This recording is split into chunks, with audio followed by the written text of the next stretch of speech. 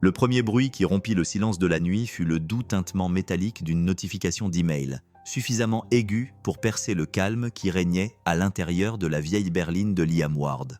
La pluie tambourinait sur le pare-brise à un rythme lent et irrégulier, comme un batteur fatigué essayant de garder le tempo. Le chauffage grognait dans le tableau de bord, soufflant un air à peine tiède qui transportait une légère odeur de poussière et de tissu usé. Liam se frotta les paumes l'une contre l'autre pour tenter d'atténuer le froid qui lui transperçait les os. À 38 ans, il ne s'imaginait pas passer minuit sur le parking d'une épicerie. Mais il était là, moteur éteint pour économiser du carburant, phares éteints pour ne pas attirer l'attention, attendant que le courage se présente et s'assoie à côté de lui. Un autre ping. Il ferma les yeux un instant. Liam pensa « S'il te plaît, pas encore ». Mais il savait déjà. Il tapota l'écran fissuré de son téléphone. L'email se déroula comme un verdict.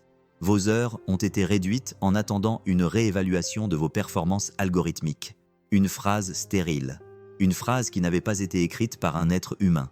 Son souffle se fit plus court. La réduction des heures de travail à l'entrepôt était le code utilisé par l'entreprise pour dire « Nous ne voulons pas vous licencier, mais nous n'avons plus l'intention de vous garder ». Un licenciement discret qui évitait à quiconque de le regarder dans les yeux. Pendant un instant, tout ce qu'il entendit fut le tic-tac de l'horloge du tableau de bord. Lent, régulier, impitoyable. Puis, du plus profond de sa mémoire, un autre son lui revint. La voix d'un manager, mesuré, détaché. L'algorithme a parlé. Liam, c'est définitif. Cette voix était toujours accompagnée du cliquetis des clavières, du bourdonnement sourd des serveurs, de la froideur stérile de ce bureau technologique qu'il considérait autrefois comme son foyer. Il y a des années, il était un ingénieur en intelligence artificielle prometteur chez Orion.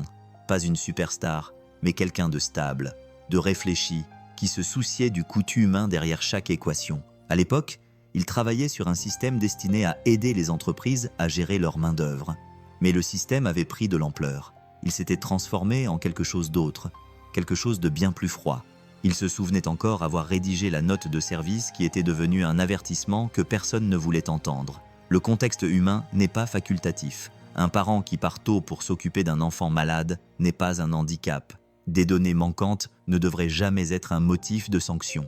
Il l'avait écrit parce qu'Ellie avait été hospitalisée 2 fois ce mois-là, respirant à l'aide de tubes, le bip-bip constant des moniteurs enveloppant le cœur de Liam. Et Liam avait quitté le travail tôt, et l'algorithme l'avait signalé, et la direction avait approuvé les chiffres et laissé les chiffres décider. Son emploi avait disparu. Son mariage s'était effondré sous le poids des factures et de l'épuisement. Et maintenant, des années plus tard, un autre algorithme, cette fois dans un entrepôt et non dans un empire technologique, avait discrètement détruit ce qui restait de sa sécurité. Même schéma, même silence, bâtiment différent, même mécanisme. Il laissa le téléphone tomber contre sa poitrine et se cala dans son siège. La pluie dehors s'adoucit, passant de gouttes à de petites traînées murmurantes. Le monde entier semblait respirer autour de lui, régulier mais indifférent. Un nouveau son interrompit le crépitement joyeux et irrégulier d'un message vocal. Ellie, la voix de son fils de 12 ans était chaleureuse, lumineuse, empreinte de la sincérité propre aux enfants. « Papa, j'ai mis les fleurs sauvages sur la table pour la femme que tu vas rencontrer ce soir. N'annule pas. D'accord, je pense qu'elle pourrait t'apprécier. » Liam laissa échapper un soupir tremblant. Des fleurs. Il n'avait même pas pensé à en acheter. Ellie avait dû courir dehors après l'école, les bottes boueuses, la chemise à moitié rentrée dans son pantalon, à la recherche de quelque chose qui ressemblait vaguement à de la gentillesse dans l'herbe clairsemée près de leur appartement.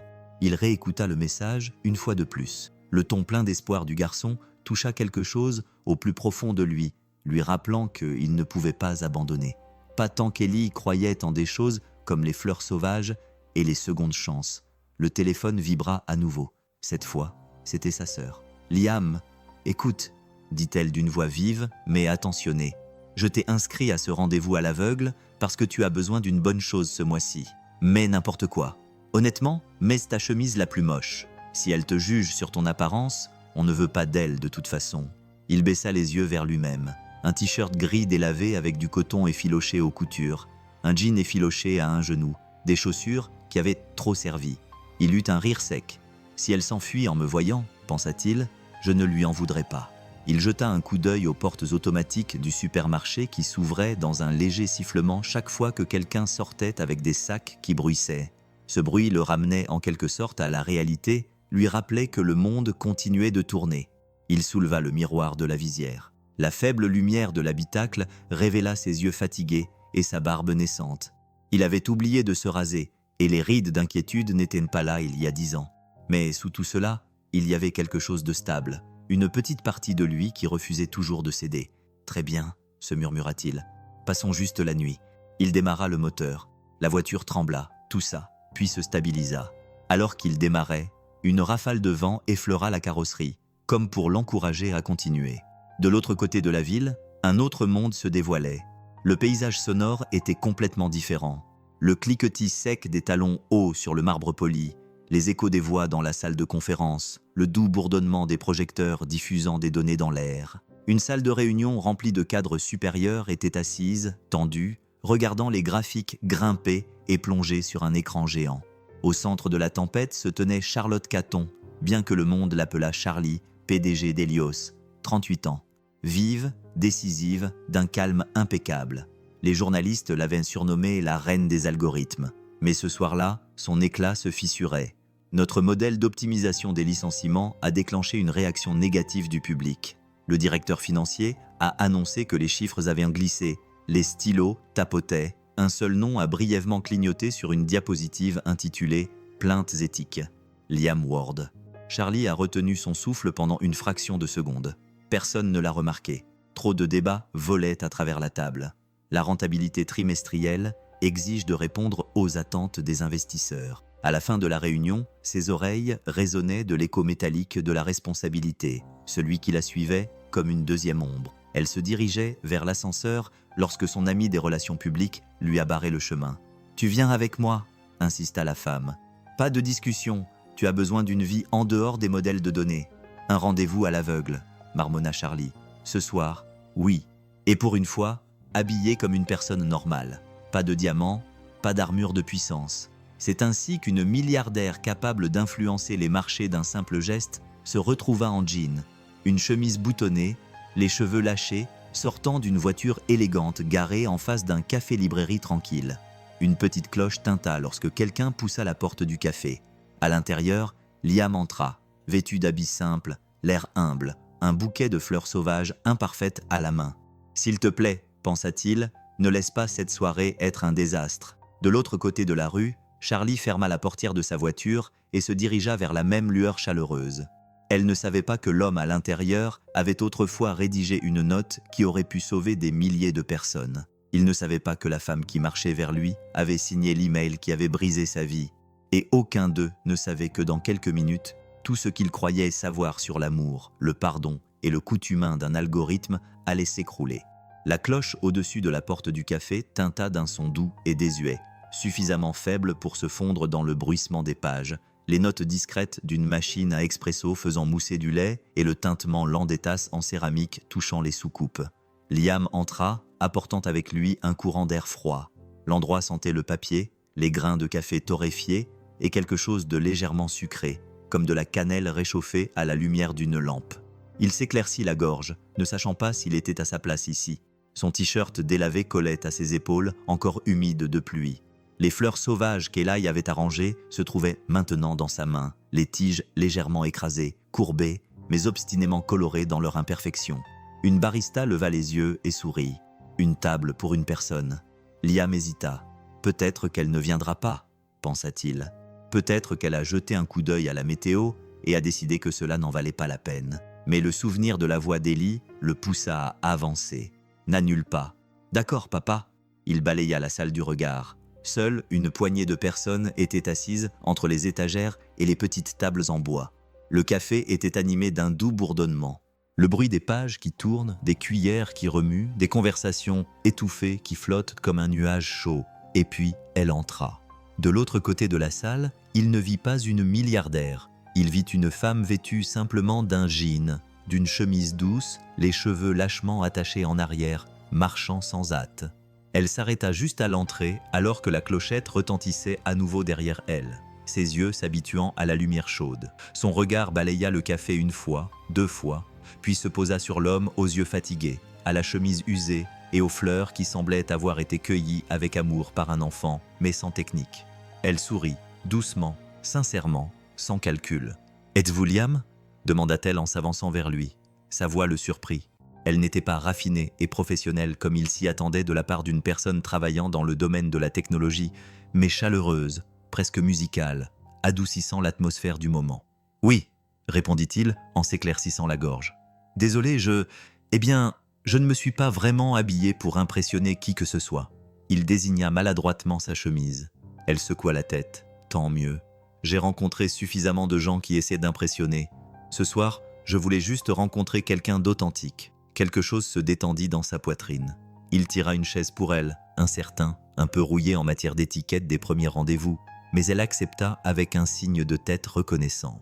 Alors qu'ils s'asseyaient, l'ambiance les enveloppa, le léger cliquetis de la pluie sur les fenêtres, le faible bourdonnement d'une vieille bouche d'aération, le crépitement subtil d'une petite cheminée à l'arrière. Parfait pour discuter, parfait pour dire des vérités qu'aucun d'eux n'avait prévu de partager. « Tu viens souvent ici ?» demanda Charlie, essayant de briser la glace. Liam secoua la tête avec un sourire penaud. « Pas vraiment.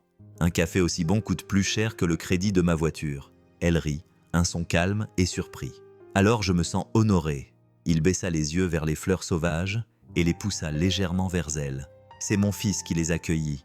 Il pense que j'ai besoin d'aide. » Elle toucha délicatement l'un des pétales, comme si elle avait peur de l'abîmer. « Elles sont magnifiques, » dit-elle doucement. Il ne la croyait pas, mais la façon dont elle le disait lui donna envie de la croire. Ils commandèrent des boissons simples. Il choisit un café noir, elle choisit un thé, et la conversation dériva vers le travail. Liam resta superficiel. « Je travaille dans un entrepôt de distribution, » dit-il, « et je fais des petits boulots, de l'électricité, des petites réparations, tout ce qui permet de payer les factures. » Charlie acquiesça. Cela semble être une lourde responsabilité. On peut dire ça. Il essaya de sourire. « Et vous ?» Elle hésita un instant. « Je suis consultante en technologie, principalement en algorithme. C'est compliqué. » Il abandonna le sujet. Il ne voulait pas paraître ridicule en parlant d'un domaine auquel il avait autrefois appartenu, mais dont il se sentait désormais exclu, et il ne voulait pas de la pitié de quelqu'un qui semblait trop gentille pour la lui accorder sincèrement. Mais la conversation finit quand même par dériver vers l'IA. « Tu sais, » dit-il doucement, en remuant son café dans sa tasse, « j'ai eu des problèmes avec les algorithmes qui décidaient à ma place. L'un d'eux a pratiquement mis fin à ma carrière. » « Oh !» Charlie garda une voix calme, mais son cœur se mit à battre la chamade. « Comment ça ? J'étais ingénieur en IA avant que tout s'écroule. » Il expira lentement, comme s'il relâchait son souffle. « Mon fils Ellie était souvent malade quand il était plus jeune. Je partais parfois plus tôt pour l'emmener à l'hôpital. Le système m'a signalé comme peu fiable. Personne ne m'a jamais demandé pourquoi. Il m'a simplement jugé. Et vous, si un algorithme décidait de votre vie sans jamais vous demander pourquoi, vous feriez quoi à sa place? Dites-le moi en commentaire. » Il tapota légèrement sa poitrine, et ce jugement resta gravé dans les esprits. Charlie serra les doigts autour de sa tasse de thé. Elle sentit la chaleur s'infiltrer dans sa paume, la stabilisant. Liam ne remarqua pas sa réaction. Il était perdu dans ses souvenirs. « L'algorithme n'a pas vu Ellie lutter pour respirer, » dit-il. « Il a seulement vu que je quittais le travail plus tôt. » Ces mots restèrent suspendus dans l'air comme une accusation silencieuse. Charlie déglutit doucement et discrètement. « Il n'en a aucune idée, » pensa-t-elle. « Il n'a aucune idée à quel point nos mondes se sont déjà rapprochés. » Une légère vibration fit trembler la table. Le téléphone de Liam. Un appel vidéo entrant. « C'est mon fils, » dit-il, embarrassé. « Je devrais répondre. » Il s'inquiète. « S'il te plaît, » dit-elle. « J'aimerais lui dire bonjour. » Il cligna des yeux, surpris, mais répondit « Salut, mon pote. » La voix d'Ellie jaillit du haut-parleur avec une énergie joyeuse. « Papa, elle a aimé les fleurs ? Elle s'est déjà enfuie ?» Charlie se pencha vers lui en riant. « Pas encore. » Ellie poussa un soupir théâtral. « Elle est toujours là, moi aussi, » dit-elle. « Et j'ai entendu dire que tu savais choisir d'excellentes fleurs sauvages. » Yata, ah, oh. Le garçon sourit. « Et tu connais le code ? » Unio, oh. Charlie ressentit une petite pointe d'ironie. Assez pour causer des problèmes. Liam rit, pensant qu'elle plaisantait. Charlie ne le corrigea pas. À la fin de l'appel, elle sentit un changement en lui, subtil, plein d'espoir, comme quelqu'un qui ouvre une fenêtre après un long hiver. Mais le doute persistait dans sa voix. « Tu n'as pas besoin de faire semblant. dit-il, de vouloir me revoir. Ce soir, c'est plus que suffisant. Elle se pencha en avant, la voix douce mais assurée. Si tu n'es pas occupé la semaine prochaine, il y a une librairie d'occasion que j'aimerais te montrer. Son visage s'adoucit. J'aimerais bien. La soirée aurait pu se terminer paisiblement, mais l'univers avait déjà mis en branle le prochain conflit. En quittant le café, Liam glissa les fleurs sauvages restantes dans le pot à pourboire avec une gratitude silencieuse. La clochette retentit derrière lui. De l'autre côté de la pièce, le téléphone de Charlie vibra avec insistance. Urgent. Nuit Hélios. Congé. Départ. Son regard s'assombrit. Elle parcourut l'objet du message. Sa respiration se fit plus difficile. Son cœur s'alourdit. Tant de vie sur le point d'être bouleversée par un système qu'elle avait contribué à concevoir. Elle regarda les fleurs sauvages dans le pot, fragiles, imparfaites, indéniablement humaines, et elle sut qu'il y avait des vérités. Elle n'était toujours pas prête à les dire à voix haute. Au cours des 2 semaines suivantes, le monde autour de Liam changea de manière si subtile et si douce qu'il faillit ne pas les reconnaître comme des signes d'espoir. Le paysage sonore de sa vie, autrefois rempli d'alarmes d'entrepôt, de moteurs qui toussaient et des cliquetis de l'inhalateur d'Élie, fit lentement place à quelque chose de plus doux. Le bruissement des pages lorsqu'il parcourait les librairies d'occasion, l'agitation des marchés aux puces le week-end, les rires des enfants qui se poursuivaient dans les parkings, le sifflement chaleureux des vendeurs de rue qui faisaient griller de la nourriture, et toujours, le calme et la stabilité de Charlie qui marchait à ses côtés. Leur rendez-vous était modeste, volontairement simple. Aucun d'eux ne le disait à voix haute, mais tous deux comprenaient que l'honnêteté prospérait dans les endroits où rien ne brillait, sauf la conversation. Un samedi matin, l'air bourdonnait du bruit des voitures lointaines alors qu'ils se promenaient dans un petit marché de quartier. Les vendeurs criaient les prix, les pièces cliquetaient, les enfants tiraient leurs parents vers les étals de jouets. Charlie tenait un petit gobelet en papier rempli de cidre chaud, se réchauffant les mains contre le froid de la fin de l'automne. « Tu viens souvent ici ?»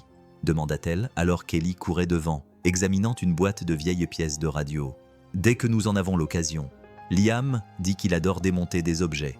Les remonter est une compétence que nous sommes en train d'acquérir. Charlie sourit. Il est intelligent. On l'entend dans sa voix. Liam acquiesça, regardant Eli tenir un circuit imprimé cassé à la lumière.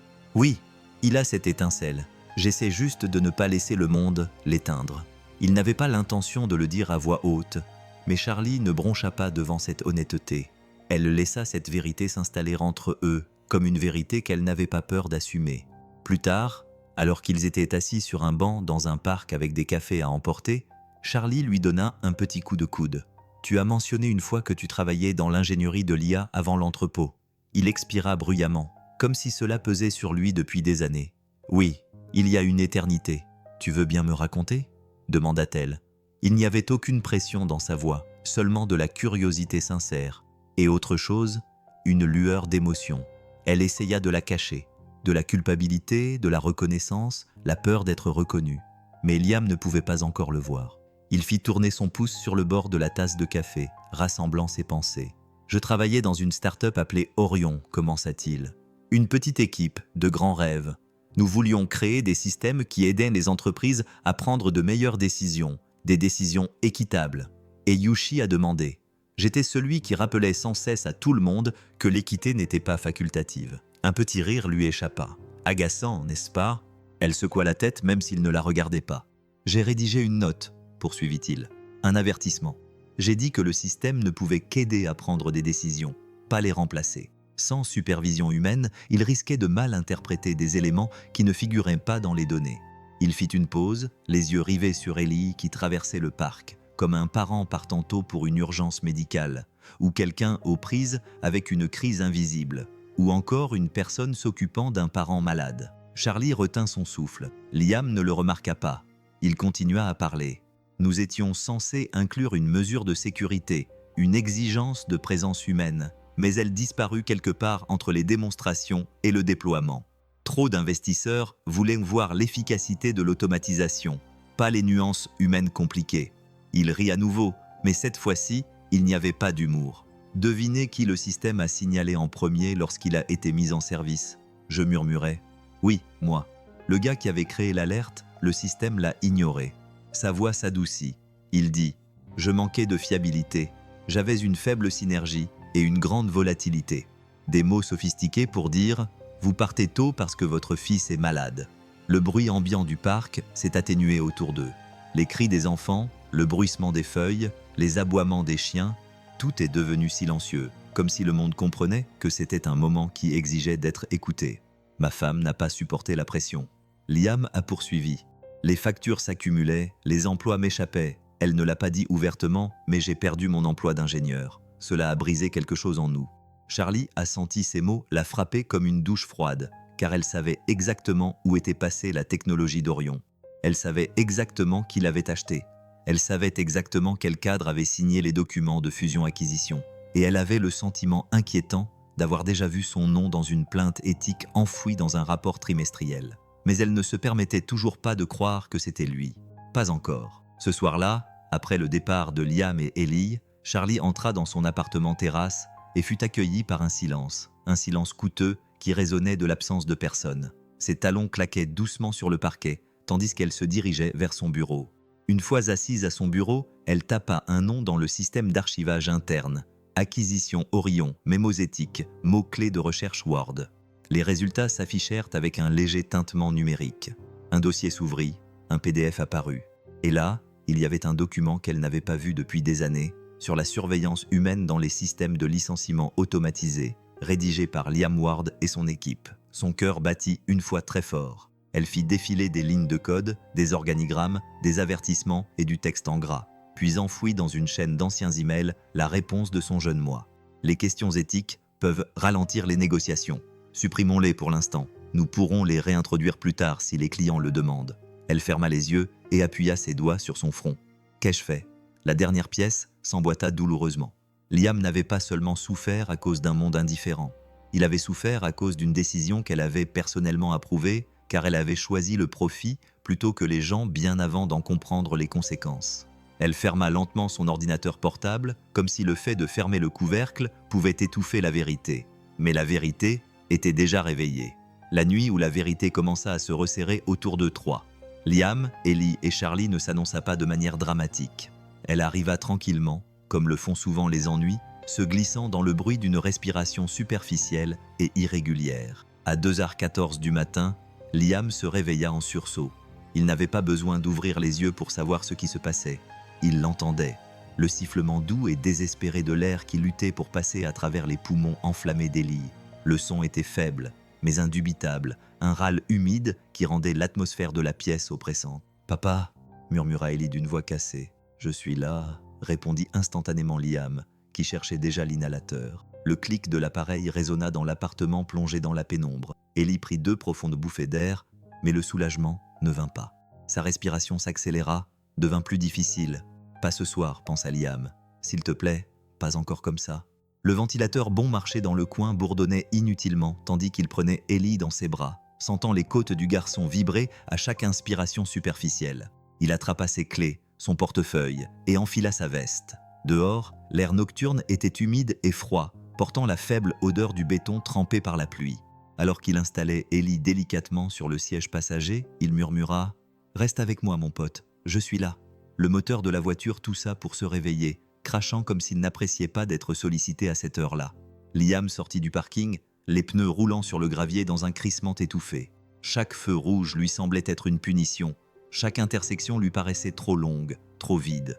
À l'intérieur de la voiture, tout ce qu'il pouvait entendre était la respiration sifflante d'Ellie. « S'il vous plaît, faites qu'il l'aide cette fois-ci. » Lorsqu'ils arrivèrent à la clinique, la seule ouverte à cette heure tardive dans leur réseau d'assurance, la porte vitrée s'ouvrit dans un soupir mécanique. La salle d'attente sentait le désinfectant et le café froid. Une imprimante ronronnait doucement quelque part derrière le bureau. Une réceptionniste fatiguée leva les yeux. Carte d'assurance, Liam la lui tendit avec des doigts tremblants. Il détestait que ce rituel soit devenu si familier. La réceptionniste tapait chaque touche dont le son résonnait dans la pièce presque vide. Puis son expression se figea. « H, le système signale votre profil. » Elle continua à taper. Une erreur mineure. Bip. Il vous classe comme présentant un risque élevé. Un risque élevé pourquoi ? Demanda Liam, s'efforçant de garder une voix calme, alors qu'Ellie haletait à côté de lui. Elle ne leva pas les yeux. Un risque financier élevé.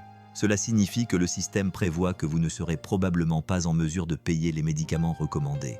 Vous devrez donc payer à l'avance le bronchodilatateur de qualité supérieure. Liam cligna des yeux. Il ne peut pas respirer. Vous voulez que je paye à l'avance? Je suis désolé, monsieur, c'est le système. Je ne peux pas passer outre. Elle tourna son écran vers lui. Un graphique s'afficha à l'écran. Une seule barre rouge. Une étiquette froide la traversait. Risque élevé. Risque de défaut de paiement. Un chiffre, pas un garçon. Une prédiction, pas une personne. Liam sentit quelque chose de chaud monter en lui. Pas de la colère, mais une sorte de désespoir qui lui grattait la gorge comme du métal. « Votre machine voit-elle cela ?» Il souleva doucement Ellie, laissant la respiration saccadée du garçon remplir l'espace. Entend-elle qu'il s'étouffe? Sait-elle combien de nuits je suis resté éveillé, priant pour qu'une ambulance ne soit pas nécessaire? La réceptionniste recula. « Je suis désolé, monsieur, mais le système... » Le système, Liam répéta, la voix brisée, ne sait absolument rien de nous. De l'autre côté du hall de la clinique, des pas résonnèrent, d'abord des talons, puis plus doux à mesure qu'ils ralentissaient. Charlie avait visité le bâtiment plus tôt dans la soirée, découvrant un programme pilote dans lequel le logiciel Helios aidait les cabinets médicaux à rationaliser l'évaluation des risques. Elle était restée tard, écoutant les techniciens debout près des serveurs qui ronronnaient derrière la vitre. Elle ne s'attendait pas à entendre cette voix, sa voix. Elle tourna au coin et les vit. Liam tenait Ellie, la peur se lisant dans chaque ligne de son corps, et la réceptionniste perdait la bataille contre un algorithme de prédiction. Charlie recula dans l'ombre avant qu'il ne puisse la voir. Ses pensées s'emballaient, son cœur battait à tout rompre dans ses oreilles comme un tambour d'alarme.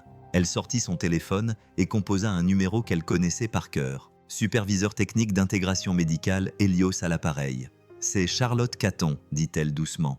J'ai besoin d'une dérogation manuelle d'urgence pour le cas patient SAT-13C. Marquez-le comme exception humanitaire avec effet immédiat. » Le superviseur balbutia. « Madame, voulez-vous un enregistrement de cela ?»« Oui, dit-elle. Enregistrez tout. Enregistrez tout. » Cela prit moins de 30 secondes. Soudain, l'écran de la réceptionniste clignota. La barre rouge disparut. Un nouveau texte apparut. Approuvé, dérogation, raison autorisée, exception humanitaire. La réceptionniste se redressa. « Monsieur, le médicament est pris en charge. Veuillez me suivre. Si ce moment vous a serré le cœur, laissez un like. Ça aide vraiment la chaîne à continuer à raconter des histoires comme celle-ci. » Le soulagement frappa Liam si vite que ses genoux faillirent se dérober sous lui. Ellie fut pris de court. Les infirmières s'affairaient avec un calme efficace. Les doux bruits des tubes à oxygène, les bips des moniteurs, et la voix posée d'une infirmière remplissèrent le couloir. Alors que la respiration d'Ellie se stabilisait et que la couleur revenait lentement sur ses joues, Liam expira un souffle qu'il avait retenu pendant une année entière. Quelques instants plus tard, Charlie s'approcha comme si elle n'était qu'une visiteuse de plus, quittant le bâtiment. Ellie émit un sourire fatigué. « Salut, tu es là ?»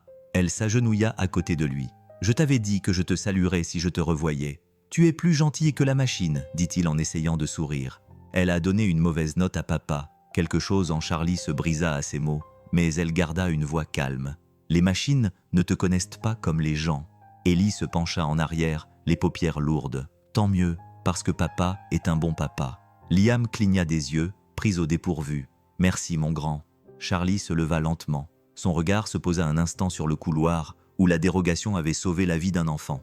Une dérogation qu'elle avait le pouvoir d'accorder parce qu'elle avait aussi le pouvoir de détruire. Ce contraste la collait à la peau comme de l'air froid. Plus tard dans la nuit, dans son bureau, elle fixa le tableau de bord lumineux d'Helios. Des chiffres, des scores de risque, des prédictions, des vies réduites à la reconnaissance de schémas. Elle ferma l'écran et ouvrit un dossier intitulé « Acquisition Orion ». La note de Liam la fixait, ses avertissements en gras, urgents, ignorés. Sa main tremblait tandis qu'elle murmurait dans la pièce vide. Le problème n'a jamais été la machine, c'était nous. Le lendemain matin, l'accident évité de justesse par Eli se déroula dans le calme, trop calme pour Charlie Caton. Elle était assise seule dans son bureau penthouse, les stores toujours fermés, laissant le bourdonnement étouffé du réfrigérateur et le tic-tac faible d'une horloge Mural Design remplir l'espace. D'habitude, elle aimait les matins pour leur clarté. Aujourd'hui, il pesait sur elle comme un poids. Sur son bureau se trouvait une seule pile de papier, fraîchement imprimé, encore chaud et au bord net. L'imprimante les avait crachés à l'aube, une feuille à la fois, chaque page étant une relique qu'elle avait évitée pendant des années. Archive Orion M&A. Communication éthique. Elle avait demandé la chaîne complète, chaque mémo, chaque email interne, chaque fil de commentaires annotés concernant l'acquisition. Maintenant, elle les regardait, les doigts suspendus au-dessus, sans les toucher. Le papier bruissait doucement lorsqu'elle tourna la première page. C'était là, l'avertissement de Liam. Son ton dans la note était mesuré et professionnel, mais l'anxiété transparaissait sous les mots. Les systèmes ne doivent pas faire de recommandations de licenciement sans examen humain. Les données contextuelles manquantes affecteront de manière disproportionnée les groupes vulnérables. Les parents ayant des urgences médicales, les aidants à temps partiel, les familles à faible revenu. Il avait énuméré des scénarios réels, qu'elle avait ignorés dans sa précipitation à mettre en place la technologie pour les investisseurs. Une autre ligne. Une machine sans surveillance punira les personnes les moins aptes à le supporter. Charlie eut la gorge serrée. Elle pouvait presque entendre sa voix lors de leur rendez-vous dans le hall de l'hôpital, douce, blessée, portant encore le poids des années qu'il n'aurait jamais dû perdre. Il avait eu raison bien avant qu'elle n'admette la possibilité qu'elle puisse avoir tort. Elle passa à la page suivante. Celle-ci lui fit mal. C'était sa propre réponse. 5 ans plus jeune, 5 ans plus vive, 5 ans plus fascinée par les chiffres que par les conséquences. Les questions éthiques compliqueront les négociations. Supprimons-les jusqu'à ce que le contrat soit signé. Nous pourrons toujours les rajouter si nécessaire. Ces mots lui donnèrent un coup de poing dans le ventre. C'était là, noir sur blanc. Pas d'excuses, pas de mise en garde, pas de tampon entre l'intention et le préjudice. Elle n'avait pas seulement contribué au système qui lui avait fait du mal. Elle avait allumé la première allumette. Ses mains tremblaient. Elle posa les pages avec précaution, comme si elle pouvait la brûler. C'est moi qui ai fait ça. C'est moi qui ai choisi ça, et il n'en a aucune idée. Un bourdonnement aigu retentit sur le bureau, son téléphone, un message de son directeur des relations publiques. « Nous avons un problème, et vous faites le buzz. » Charlie expira, se préparant mentalement à ouvrir le lien. Un blogueur spécialisé dans les technologies avait publié une photo granuleuse d'elle et de Liam au café de la librairie, penchés l'un vers l'autre, souriant. À côté, un titre disait « La reine des algorithmes vue avec un ouvrier, contrôle des dégâts ou distraction. » Son pouce accéléra. L'article insinuait une manipulation, remettait en question ses motivations et spéculait sur le fait que sa nouvelle empathie publique était peut-être stratégiquement calculée. Une autre notification apparut. Médias, discussions sur les réseaux sociaux, inquiétude des investisseurs. Charlie ferma les yeux. Liam n'avait pas signé pour ça, il ne sait même pas encore qui je suis.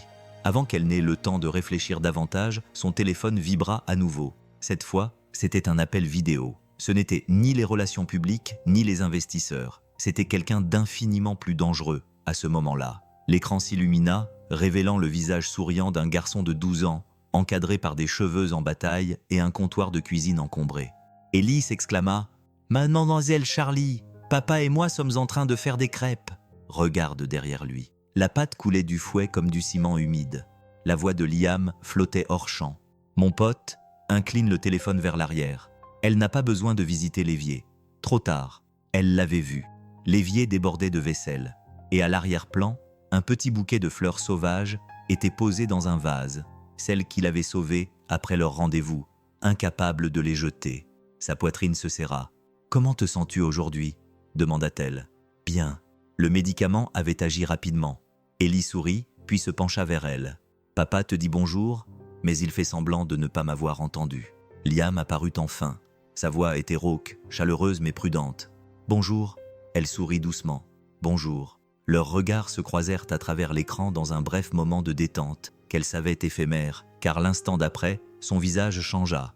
Il jeta un coup d'œil à son vieux téléviseur en arrière-plan, dont le volume était faible mais reconnaissable. La voix d'un présentateur de journal télévisé résonnait. Charlotte Catton, PDG d'Helios, fait face à des critiques croissantes concernant les licenciements automatisés. Ellie tourna la tête. « Papa, c'est Mademoiselle Charlie à la télévision. » Liam se figea.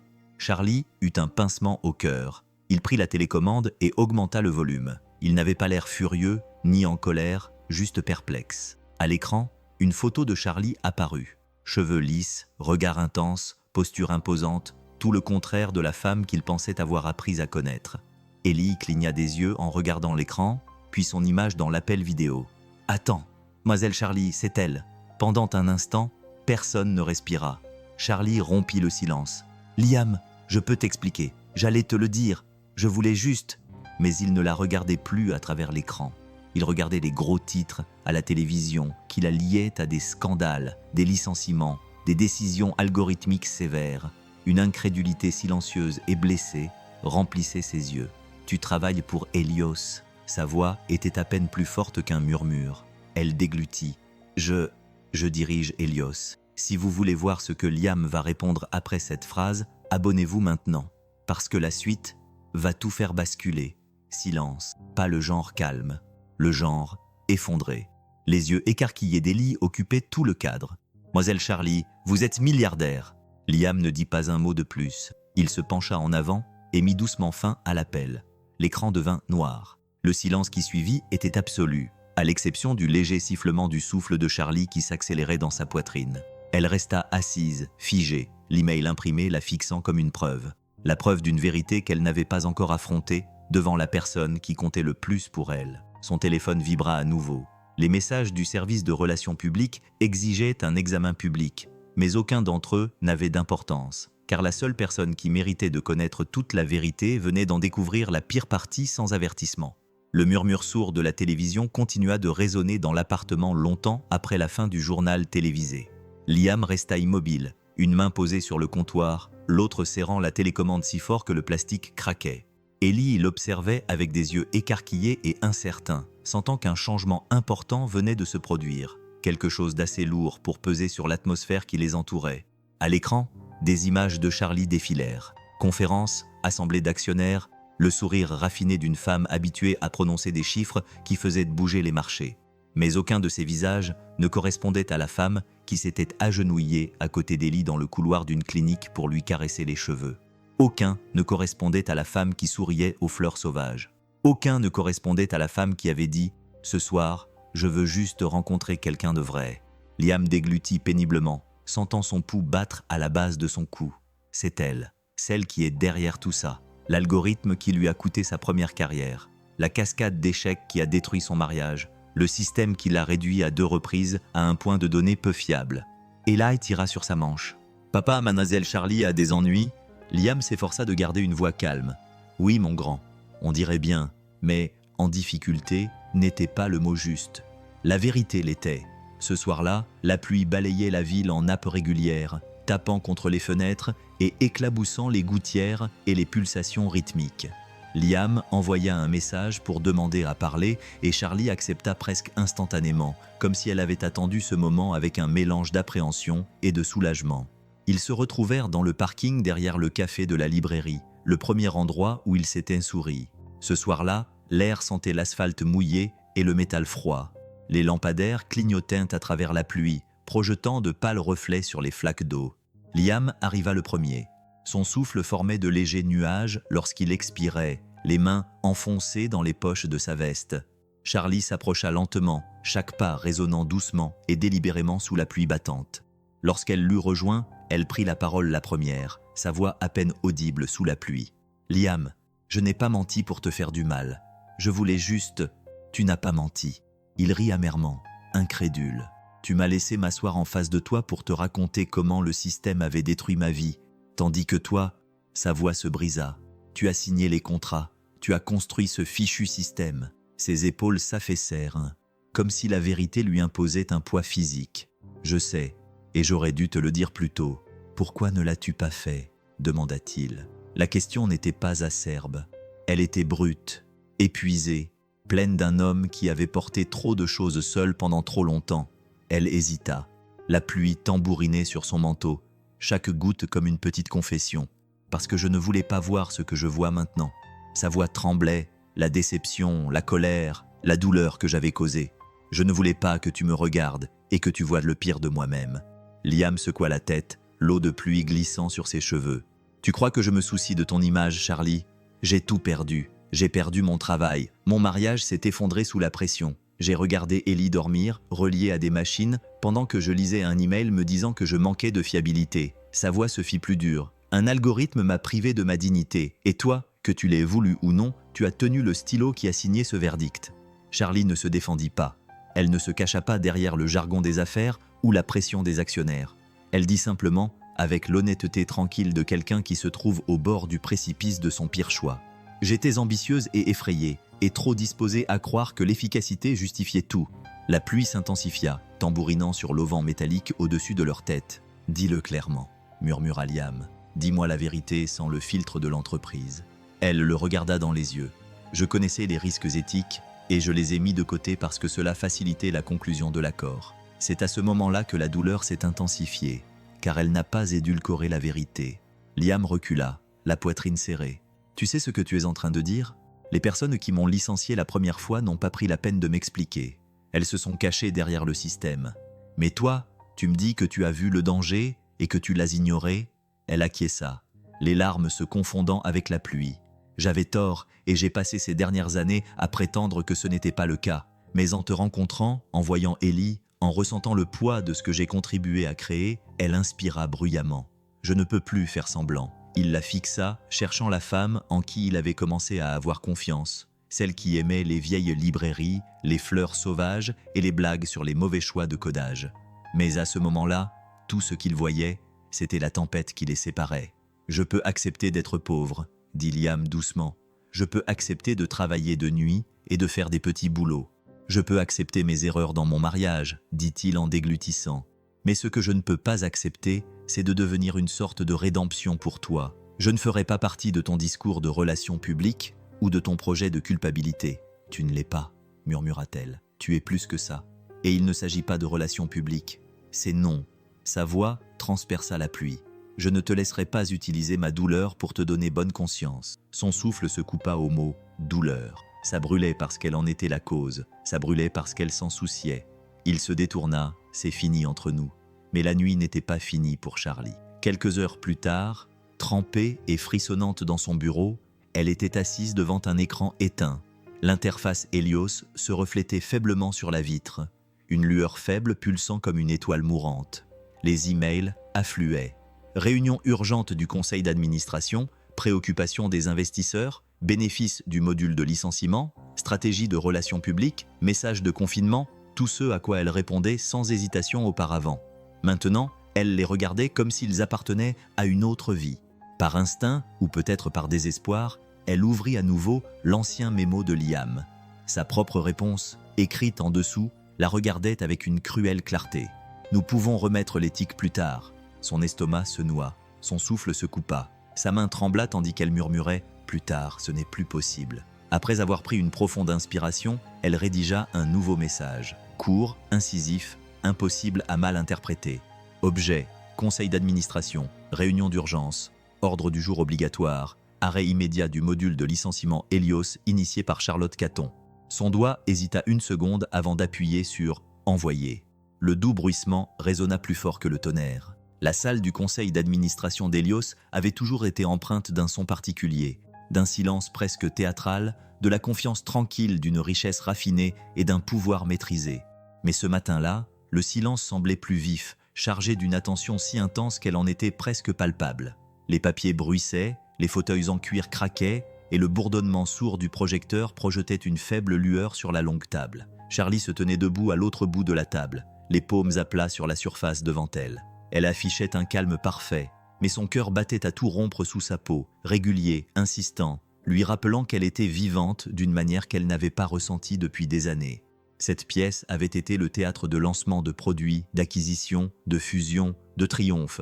Aujourd'hui, elle allait être le théâtre de quelque chose de tout à fait différent. Le directeur financier, un homme à la voix aussi polie que l'acier, lança l'assaut. « Charlotte, nous avons reçu votre ordre du jour.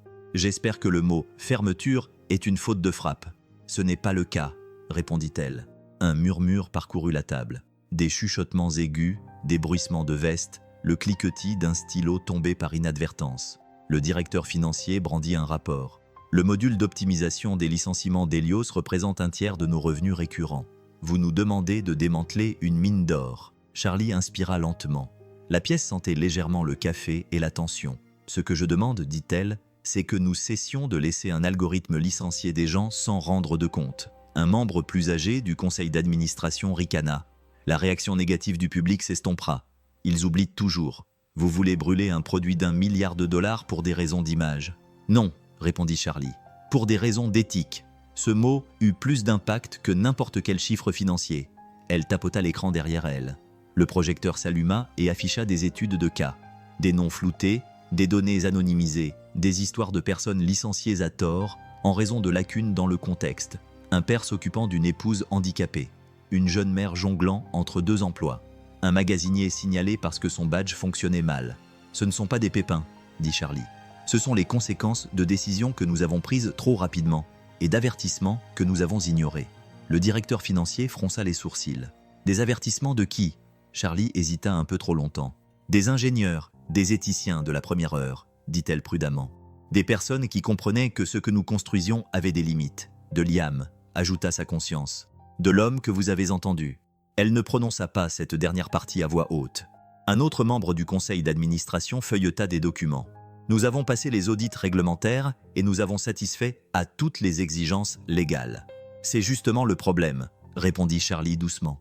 Nous avons suivi ce qui était légal, pas ce qui était juste. La salle se raidit. Un jeune cadre se pencha en avant, le menton posé sur ses doigts joints. Vous nous demandez de faire passer l'humanité avant le profit. Ce n'est pas ainsi que les entreprises survivent. Charlie soutint son regard avec une assurance qu'elle ne ressentait pas entièrement. C'est ainsi que les gens survivent. Le silence s'éternisa. L'air bourdonnait de calculs tacites, de la friction entre la peur et la responsabilité. Puis elle asséna le coup qu'elle savait capable de diviser la salle en 2. Efficace.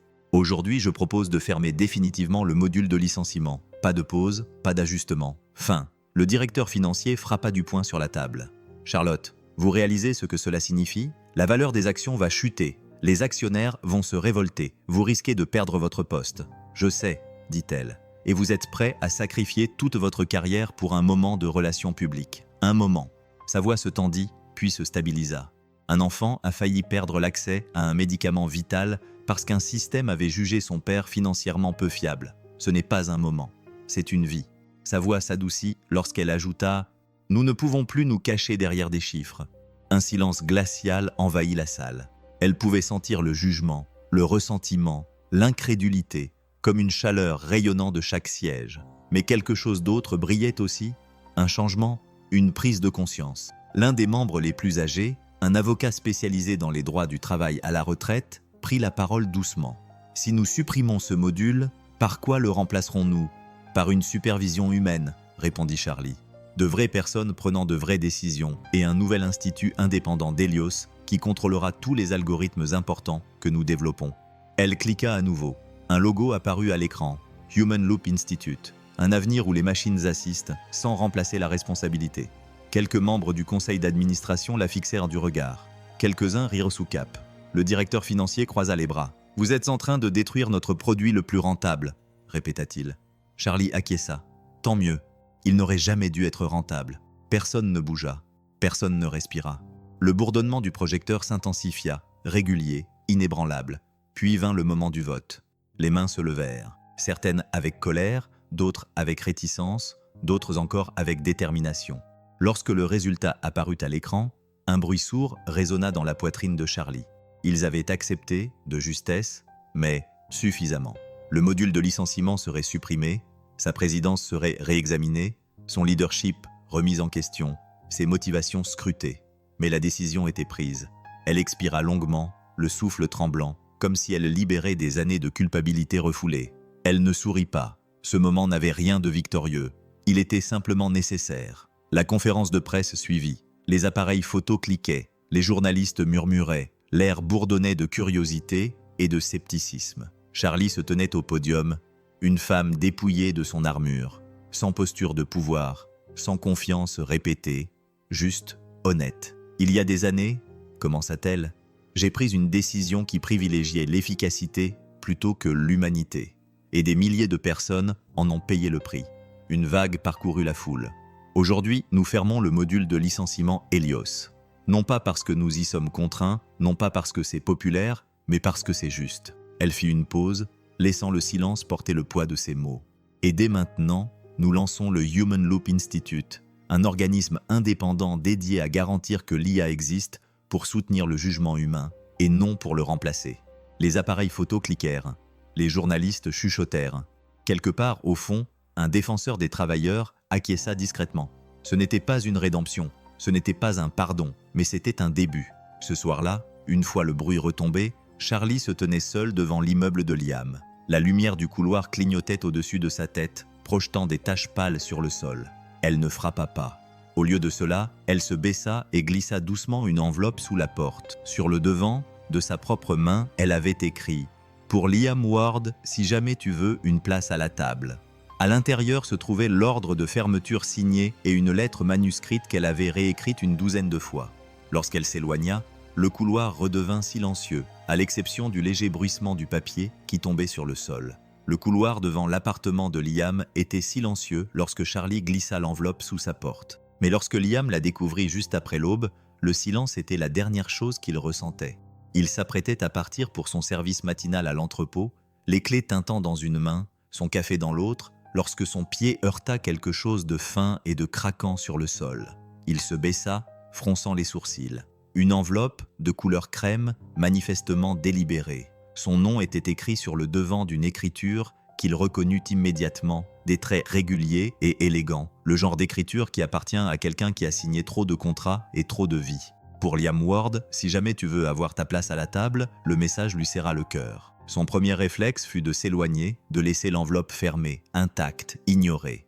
Mais quelque chose de faible en lui, quelque chose d'obstiné et de douloureusement humain, lui dit de la ramasser. Il l'emporta à l'intérieur. L'appartement sentait encore les restes de pâtes de la veille. Ellie ronflait doucement dans la chambre, sa respiration régulière maintenant que la crise était passée. Liam s'assit à la petite table de la cuisine, passant son pouce sur le rabat de l'enveloppe. « Ne fais pas ça », lui murmura une voix intérieure. « Ne la laisse pas t'entraîner dans son monde, ne participe pas à sa tentative de rédemption. » Mais une autre voix, plus calme, répliqua. « Et si ce n'était pas une question de rédemption ? Et si c'était une question de responsabilité ? La tienne et la sienne. » Il expira et ouvrit l'enveloppe. 2 documents en glissèrent. Le premier était une résolution du conseil d'administration. Fermeture immédiate du module de licenciement Helios. Le second était une lettre manuscrite. Il déplia la lettre avec des doigts réticents. « Liam, je ne te demanderai pas pardon. Je ne le mérite pas, et tu ne me dois rien. Mais je te dois la vérité. J'ai relu ton mémo d'il y a 5 ans hier soir. J'ai lu la réponse. J'ai écrit celle qui a arraché le drapeau de l'éthique du système que tu essayais de protéger. J'ai fait des choix qui ont blessé des gens, des choix qui t'ont blessé.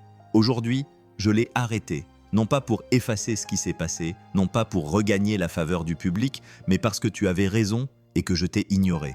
Les humains doivent rester dans la boucle. Je suis en train de construire quelque chose de nouveau, quelque chose qui existe pour remettre en question les systèmes mêmes que j'ai laissé causer du tort. Le Human Loop Institute, un organisme indépendant qui examinera chaque algorithme à travers le prisme de la vie réelle, et non des prédictions.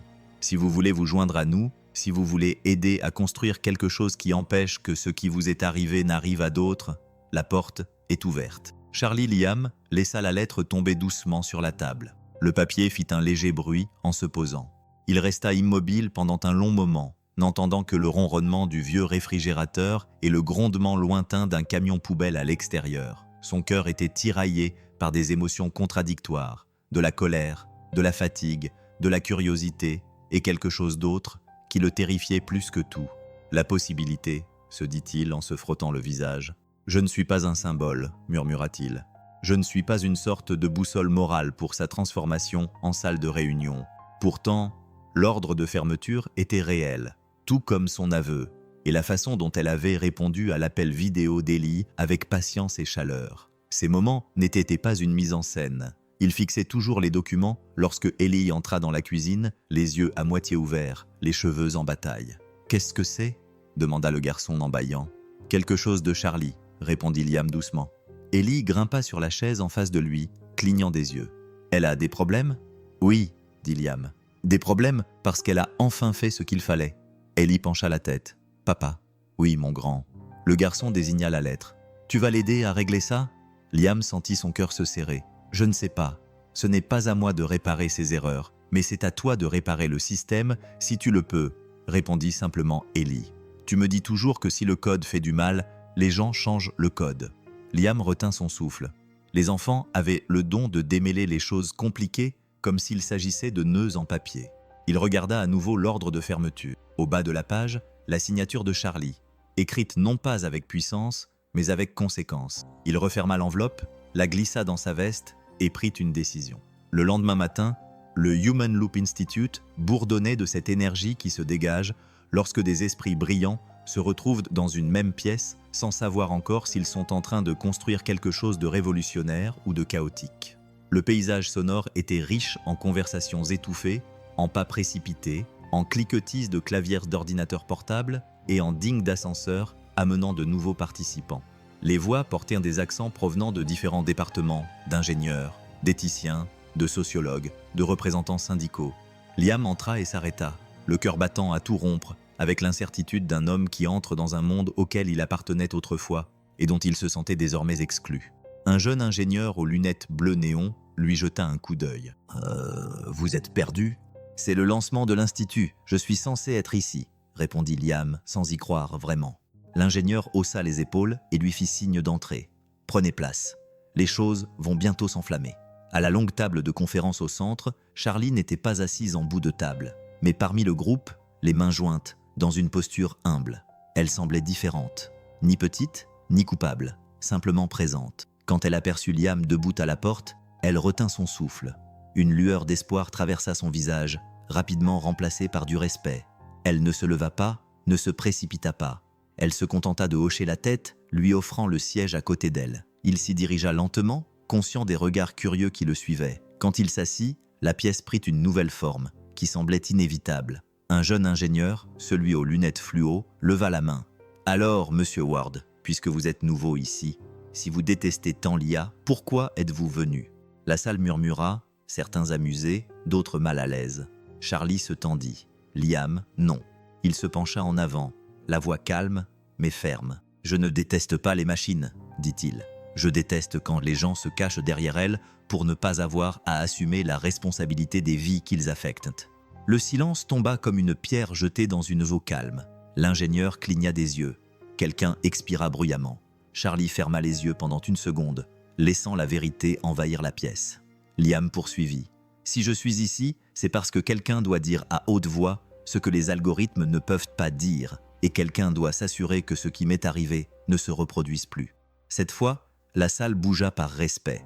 Mais au moment où Charlie ouvrait la bouche pour parler, une notification retentit sur tous les ordinateurs portables de la pièce. Une alerte système, priorité rouge. Décision du conseil d'administration d'Helios. Vote critique imminent. Proposition de réactivation du module de licenciement. L'atmosphère se tendit. Les yeux de Charlie se posèrent sur ceux de Liam. Elle ne dit rien. Elle n'en avait pas besoin. La bataille n'était pas terminée. Elle ne faisait que commencer. L'alerte qui clignotait sur tous les écrans d'ordinateurs portables projetait une lueur rouge dans la salle de conférence, baignant les visages déjà tendus par l'incertitude. Une vague de silence parcourut la foule. Les ingénieurs se remuèrent sur leurs sièges, les éthiciens se penchèrent en avant, les représentants syndicaux chuchotèrent entre eux. Un jeune analyste lut à haute voix tremblante. Conseil d'administration d'Helios. Un client important refuse de renouveler son contrat si le module de licenciement n'est pas maintenu. Vote d'urgence prévu. Réactivation possible. Réactivation. Le mot tomba comme une pierre au milieu de la pièce. Le cœur de Charlie se serra.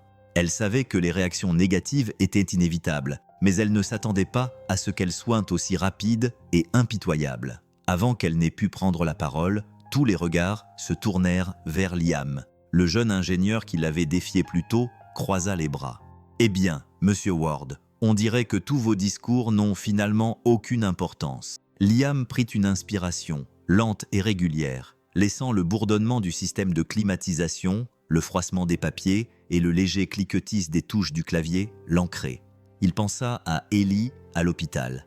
Il pensa à la note qu'il avait écrite il y a des années. Il pensa à sa vie réduite par une machine qui ne connaissait même pas son nom. Il leva la tête. « Je n'ai jamais dit que j'étais contre l'IA, » commença-t-il. « Je suis contre la façon dont les gens l'utilisent pour se dérober à leurs responsabilités. » Sa voix était calme, trop calme, ce qui incita tout le monde à écouter plus attentivement. « Dans mon ancien travail, » poursuivit-il, « ce n'est pas le système qui m'a licencié. Mes supérieurs se sont cachés derrière lui pour ne pas avoir à me regarder dans les yeux. C'est cela qui fait mal pas les mathématiques, ni le code. Quelques personnes acquiescèrent. Liam se pencha en avant, les doigts entrelacés, pour se stabiliser. « Je ne suis pas ici pour détruire la technologie. Je suis ici parce que quelqu'un doit exiger des comptes. Les machines ne choisissent pas la cruauté. Ce sont les gens qui le font. » Cette phrase fit l'effet d'une étincelle dans l'herbe sèche. Charlie sentit la salle changer, non pas dans une vague dramatique, mais dans une attraction subtile et indéniable. Son regard s'adoucit. Elle n'avait jamais été aussi fière d'une phrase qui n'était pas la sienne. Un autre éthicien leva la main. « Alors, que proposez-vous, monsieur Ward ?» Il n'avait pas l'habitude qu'on lui pose des questions. Pas vraiment. Mais la sincérité dans la pièce était réelle. « Ce que nous construisons n'est pas le problème, » dit Liam. « Ce que nous lui permettons de faire, c'est que chaque système a besoin d'un humain dans la boucle. Une procédure de réclamation qui ait du sens et l'obligation que quelqu'un, une personne en chair et en os, approuve les décisions importantes. » Il tapota légèrement la table. « Si une machine recommande de licencier quelqu'un, un humain doit avoir le courage d'assumer cette décision. » La salle est devenue complètement silencieuse. Puis, de manière inattendue, l'ingénieur aux lunettes fluo a murmuré « Bon sang, il a raison. » Charlie a dû expirer lentement pour se calmer. La conversation s'est alors transformée en débat passionné, se chevauchant, montant en intensité émotionnelle. Les ingénieurs ont discuté de la faisabilité. Les représentants syndicaux ont exigé l'équité. Les responsables techniques ont proposé des scénarios. Les éthiciens ont tenté de trouver un équilibre. Au milieu de cette tourmente, Liam s'est exprimé avec une clarté née de son expérience vécue plutôt que de la théorie. Chaque histoire qu'il racontait sur les gardes manqués à l'hôpital, les avertissements ignorés, les nuits passées à la limite du loyer, rendait les visages autour de lui plus sobres et compréhensifs. Il ne se contentait pas de donner des conseils. Il leur rappelait à qui il servait. Et puis, juste au moment où l'élan commençait à se transformer en quelque chose d'espoir, la porte s'est ouverte brusquement. Le directeur financier d'Helios est entré. Sa seule présence a refroidi l'atmosphère. Son ton était sec et impatient, et il dégageait le poids indéniable de l'autorité de l'entreprise. « Charlotte » a-t-il dit en la regardant droit dans les yeux. « Une réunion d'urgence du conseil d'administration aura lieu dans 40 minutes. Le client veut que le module de licenciement soit rétabli tel quel. Pas d'ajustement, pas de contrôle. Votre fermeture a semé la panique. » Charlie sentit les bords de la pièce s'incliner légèrement, mais sa voix resta ferme. « Nous ne le rétablirons pas. »« Vous n'avez pas les votes nécessaires pour le bloquer, » répondit-il. Le conseil d'administration penche fortement en faveur de sa réactivation. « Et l'éthique » demanda-t-elle. Il haussa les épaules. « L'éthique n'est pas à l'ordre du jour. » Charlie inspira brusquement, un mélange de fureur et d'incrédulité imprégnant son souffle. Elle se leva. « Je serai là. Et ma proposition aussi. » Elle se dirigea vers la porte, mais le directeur financier s'approcha d'elle et baissa la voix. « Laissez-moi vous donner un conseil, » dit-il. « Ces gens, dit-il en désignant vaguement la pièce, ne pensent pas comme des actionnaires. Vous risquez tout pour des sentiments. » Liam se leva de sa chaise. « Des sentiments, répéta-t-il. C'est ainsi que vous appelez le fait que quelqu'un perde son gagne-pain parce qu'une machine a mal interprété un modèle ?» Le directeur financier plissa les yeux. « J'appelle ça des affaires. » Le mot transperça la pièce comme une lame. Liam fit un pas en avant. « Alors peut-être que les affaires doivent changer. » Le directeur financier ricana. « Qui êtes-vous ? Un magasinier, un ancien ingénieur qui n'a pas su suivre le rythme. Vous ne comprenez pas ce qu'il faut pour maintenir une entreprise en vie. » Liam ne broncha pas. « Une entreprise n'est pas vivante, ce sont les gens qui sont vivants. » Un murmure d'approbation se répandit dans la pièce. Charlie observait la scène avec une émotion intense qui lui brûlait la poitrine. Admiration, tristesse, fierté, chagrin, tout se mélangeait. Le directeur financier redressa sa cravate. « Charlotte, ce vote de relance va avoir lieu. Le conseil d'administration attend de vous que vous vous conformiez à la décision. Réfléchissez bien à votre discours. » Elle leva le menton. « Je l'ai déjà fait. » Il partit sans un mot. La porte se referma dans un clic. Un silence pesant s'installa, ponctué uniquement par le doux ronronnement du ventilateur du projecteur. Liam se tourna vers elle. « Ils vont vraiment le relancer. »« Pas si je peux l'empêcher, » répondit Charlie. « Tu vas te heurter à tes propres investisseurs. Je l'ai déjà fait, mais jamais avec autant d'enjeux. » Un jeune ingénieur se leva. « S'il relance ce module, tout ce que nous construisons ici n'aura plus aucun sens. » Un éthicien intervint. « Nous avons besoin d'une stratégie. » Charlie fit face à l'assemblée. « Je m'occuperai du conseil d'administration, mais j'ai besoin que l'Institut prépare des contre-arguments, des études de cas, des projections des dommages. Si nous perdons, cela sera rendu public. » À grand bruit, Liam acquiesça, sentant l'énergie de quelque chose de plus grand que tous jaillir dans l'air. Elle s'approcha de lui et lui parla à voix basse. « Je suis contente que tu sois venu aujourd'hui. » Il soutint son regard. « Je ne suis pas venu pour toi. Je suis venu parce que quelqu'un doit se lever. » Elle acquiesça. « Alors lève-toi avec moi. » Avant qu'il n'ait pu répondre, les haut-parleurs du bâtiment émirent une tonalité d'interphone qui ne pouvait signifier qu'une seule chose. « Charlotte Caton, veuillez vous rendre à la salle du conseil. » Les lumières du couloir clignotèrent. La tension dans l'air s'épaissit. Les membres de l'Institut rassemblèrent de leurs notes. L'avertissement du directeur financier résonnait dans l'esprit de Charlie. Mais cela n'avait plus d'importance, car elle n'entrait plus seule dans cette salle de réunion. Ni dans son esprit, ni dans son intention. Elle sortit les épaules droites, l'ordre de fermeture à la main, et le poids d'une chose qu'elle n'avait pas ressentie depuis des années. La conviction.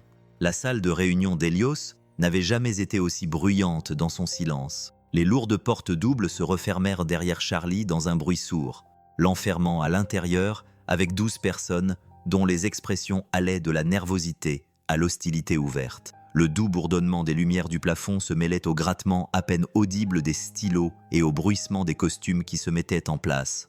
Son ordre de fermeture reposait entre ses mains, une fine pile de papier qui lui semblait soudain plus lourde que de l'acier. « Commençons », dit le président en tapotant une fois la table avec son stylo. Tape. Un petit bruit sec qui résonna comme un conte à rebours. Charlie se tenait debout devant le groupe qu'il avait autrefois célébré comme la visionnaire à l'origine de leur technologie la plus rentable. À présent, elle sentait le poids de 12 paires d'yeux qui l'évaluaient non pas comme une leader, mais comme un handicap, comme vous le savez tous. Le président poursuivit. « Un client important menace de se retirer si le module de licenciement n'est pas rétabli.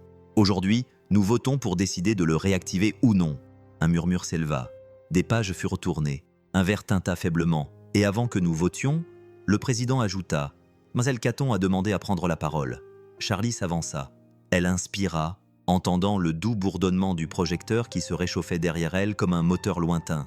Il y a 5 ans, elle commença d'une voix ferme. « Nous avons pris une décision qui a augmenté les profits, mais qui a compromis nos valeurs. Quelques membres du conseil d'administration se déplacèrent, mal à l'aise. Le directeur financier se raidit. Nous avons approuvé un système qui permettait d'évaluer les employés sans les comprendre. Un système qui étiquetait les gens comme des fardeaux sur la base de schémas sans histoire, de données sans contexte. » Elle appuya sur la télécommande du projecteur. Des photos apparurent, des visages flous, des profils anonymisés, des travailleurs licenciés quelques semaines après avoir perdu leur conjoint, des parents licenciés alors qu'ils s'occupaient d'enfants malades, des vétérans classés comme peu fiables en raison de leur rendez-vous pour syndrome de stress post-traumatique. Ce sont les personnes qui se cachent derrière les pourcentages, poursuivit-elle. Ce ne sont pas des cas particuliers, ni des exceptions. Elles sont simplement invisibles. Le directeur financier se pencha en avant. « Charlotte, avec tout le respect que je vous dois, le système fonctionne comme prévu. Si les clients en font un mauvais usage, c'est leur responsabilité. » « Non, dit-elle doucement, c'est notre responsabilité. Nous l'avons conçu, nous l'avons homologué, nous l'avons défendu. » Elle cliqua à nouveau. Une dernière diapositive apparut, avec une courte citation tirée d'une note interne. « Une machine sans surveillance punira les personnes les moins aptes à le supporter. » Elle eut la gorge serrée. Elle ne lut pas le nom de l'auteur à haute voix, mais elle n'en avait pas besoin. Elle ressentait ces mots dans ses tripes. Cette note a été écrite par quelqu'un qui en comprenait les conséquences bien avant moi, dit-elle doucement. Quelqu'un que j'ai ignoré. Un silence s'abattit sur la salle. Et aujourd'hui, continua Charlie, la voix plus forte, nous sommes face à un choix. Pas entre le profit et la perte, mais entre la lâcheté et le courage. Le directeur financier ricana entre ses dents. Épargnez-nous votre discours moralisateur. Notre responsabilité est envers les actionnaires. Notre responsabilité, dit Charlie, est envers l'humanité. Quelques membres du conseil d'administration clignèrent des yeux, surpris. Ce n'était pas une réplique tirée d'un script. Cela venait de quelque chose de brut, de quelque chose acquis à travers la perte et le jugement. Vous risquez de perdre des millions, avertit un membre du conseil d'administration. Oui, acquiesça-t-elle. Mais si nous relançons le module, nous risquons de perdre notre intégrité. Et une fois que nous l'aurons perdu, rien de ce que nous construirons n'aura plus aucune valeur. Sa voix s'adoucit, presque brisée. Je ne prends pas cette position parce que c'est facile. Je la prends parce que j'ai contribué à créer ce préjudice Et maintenant, je choisis d'y mettre fin. Un long silence tendu s'ensuivit, puis vint le vote. Une à une, les mains se levèrent, certaines instantanément, d'autres à contre-cœur, d'autres encore après de longues et douloureuses pauses. Lorsque le président a compté les votes, son expression est passée de la surprise à la résignation. La motion visant à rétablir le module de licenciement est rejetée. Charlie a expiré bruyamment. La pièce s'est brouillée pendant 1 seconde, alors qu'un sentiment de soulagement l'envahissait comme une lumière chaude à travers une fenêtre fissurée. Mais la victoire était mitigée.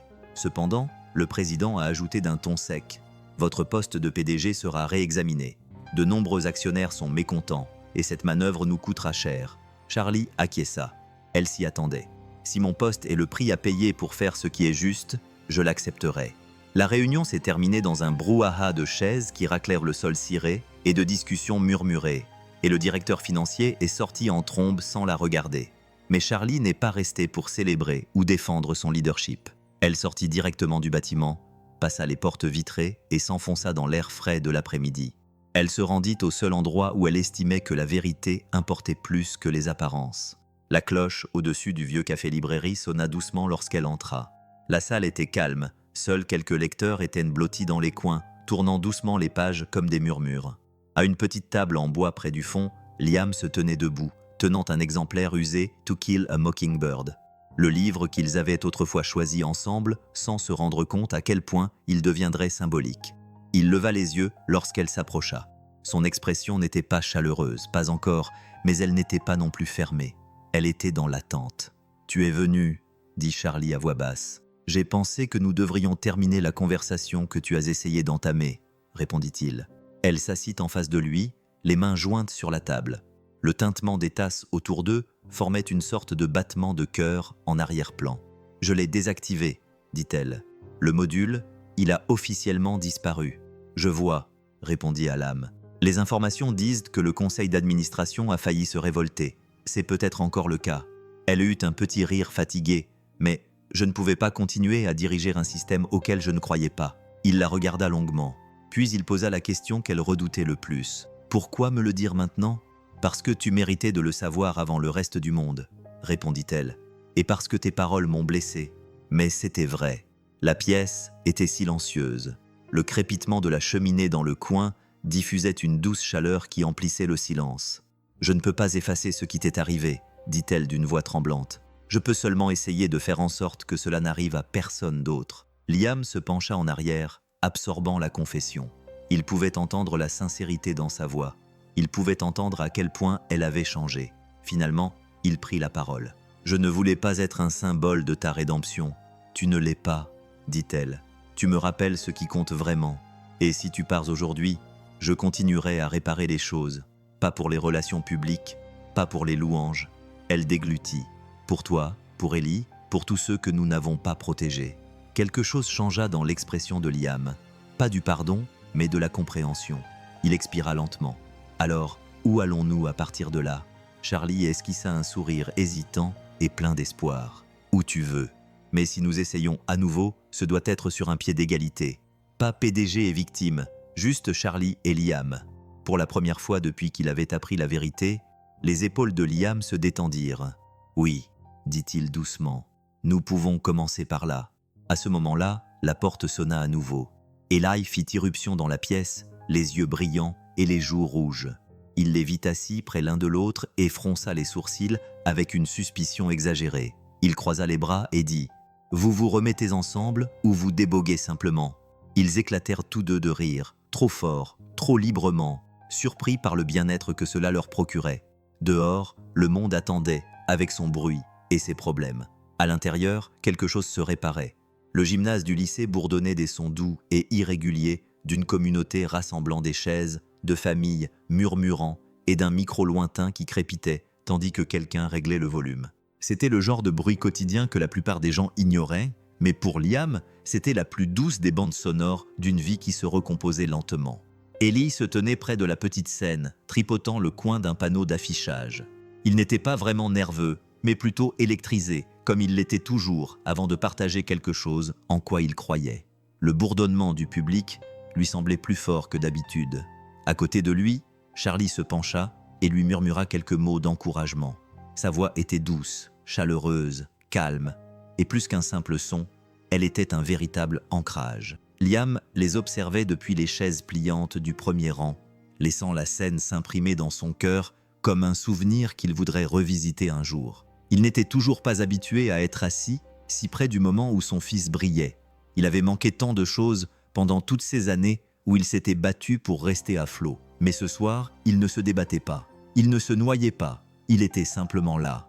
La directrice tapota le micro, un léger bruit retentit. « Très bien tout le monde, dit-elle. Ensuite, nous avons un projet qui, pour être honnête, m'a donné mal à la tête, mais dans le bon sens du terme. Veuillez accueillir Eli Ward. » Des applaudissements chaleureux et sincères retentirent. Liam sentit sa gorge se serrer. Eli s'avança et s'éclaircit la voix dans le micro. « Bonjour, mon projet s'appelle « Un système qui n'oublie pas que les gens ressentent de la douleur ». Un murmure de rire surpris parcourut la salle, doux et impressionné. Il poursuivit. « Beaucoup d'algorithmes prennent des décisions très rapidement, parfois plus rapidement que quiconque ne peut les arrêter, mais les machines ne ressentent ni peur, ni inquiétude, ni espoir. Les gens, oui. Mon projet tente donc de remédier à cela. » Il tapota son poster avec un pointeur. Le tableau grinça légèrement. Si un ordinateur veut prendre une décision importante, par exemple concernant l'emploi ou les soins de santé d'une personne, il doit montrer cette décision à une personne réelle, et cette personne doit la signer. Elle doit dire « J'en assume la responsabilité ». Un murmure d'appréciation parcourut la foule. Eli jeta un coup d'œil vers Liam et Charlie. Liam hocha la tête en signe d'encouragement.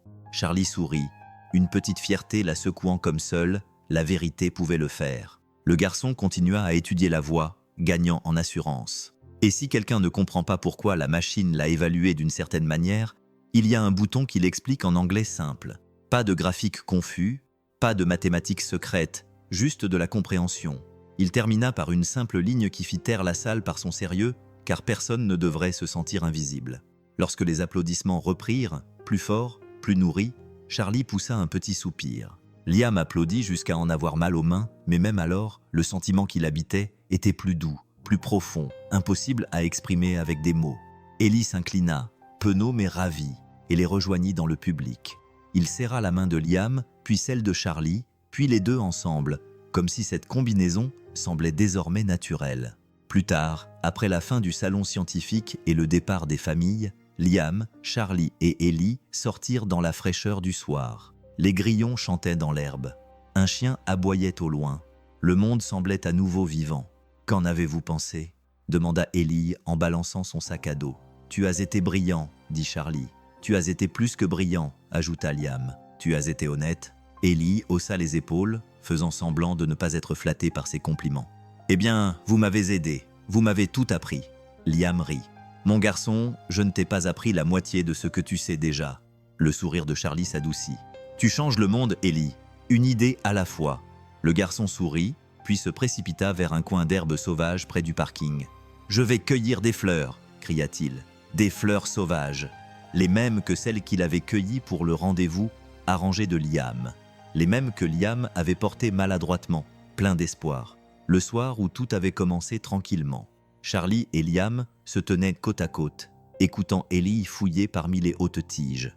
Le son des rires leur parvenait, porté par la brise. « Il s'en sort bien, » dit Charlie doucement. « Oui, » répondit Liam. « Vraiment. » Il y eut un silence, paisible, sans incertitude. « Tu as fait du bon travail, toi aussi, » ajouta-t-il. « L'Institut est quelque chose de réel, quelque chose qui compte. » Elle expira doucement, comme si elle relâchait un souffle qu'elle retenait depuis des mois. « Certains jours, j'ai encore l'impression qu'il me manque une voie pour perdre mon emploi. »« Peut-être, » dit Liam, « mais tu es 1000 fois plus près de gagner ton héritage. » Pendant un instant, le seul bruit entre eux était le chant des insectes et le fredonnement lointain d'Eli. Charlie se tourna vers lui. « Liam, il y a encore des choses que je ne comprends pas bien, des choses qui me posent problème. J'apprends encore à diriger sans me cacher derrière des chiffres. »« Eh bien, » dit-il en souriant doucement, « j'apprends encore à vivre sans m'attendre à recevoir le pire email chaque matin. » Un petit rire lui échappa, surpris, reconnaissant. « Donc, nous sommes juste deux adultes en cours d'évolution. C'est la définition officielle ? Ça semble exact, dit-il. Eli revint alors, les bras chargés de fleurs, certaines courbées, d'autres tordues, d'autres encore incroyablement lumineuses dans la lumière déclinante. Elles sont pour vous deux, annonça-t-il, parce que vous n'avez plus l'air triste. Liam les prit les premières, les tiges fraîches contre ses doigts, puis il en passa la moitié à Charlie.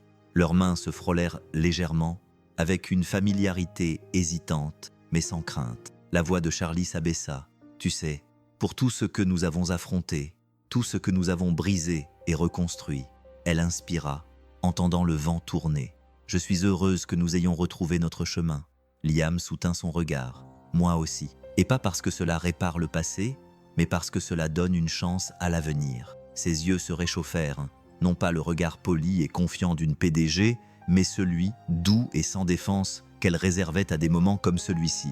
Ils marchèrent vers la voiture, tous les trois, comme s'ils le faisaient depuis des années, plutôt que depuis quelques mois.